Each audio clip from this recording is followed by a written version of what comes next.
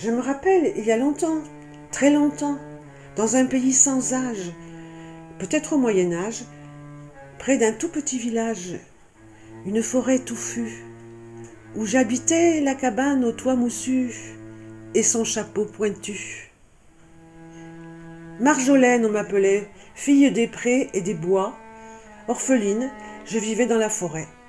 Ma mère était morte en me donnant le jour, parmi les framboisiers, près de la source claire, au pied de la montagne.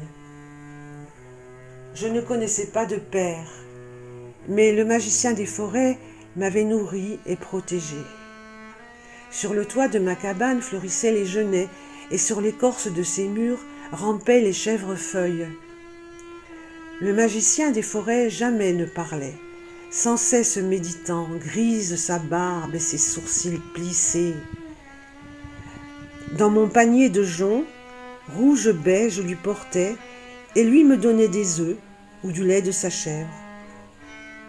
Quand j'avais envie d'entendre des mots, au village je courais, caché derrière la fontaine où les femmes lavaient le linge blanc, le linge frais. J'écoutais. Elles parlaient, racontaient des histoires d'amour et de haine, de joies et de peines.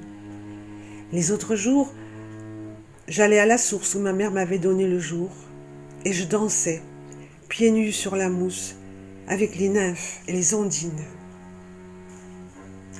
Un jour, j'entendis les sabots d'un cheval piétiner le sentier qui venait à la source. Et puis je vis un chevalier dans son armure, qui descendait de sa monture, enlevait son casque. Il était jeune et beau. Il m'avait aperçu derrière les framboisiers et n'osait me parler. Jamais je ne connus son nom. Mais il me regardait et je le regardais, sourire des regards.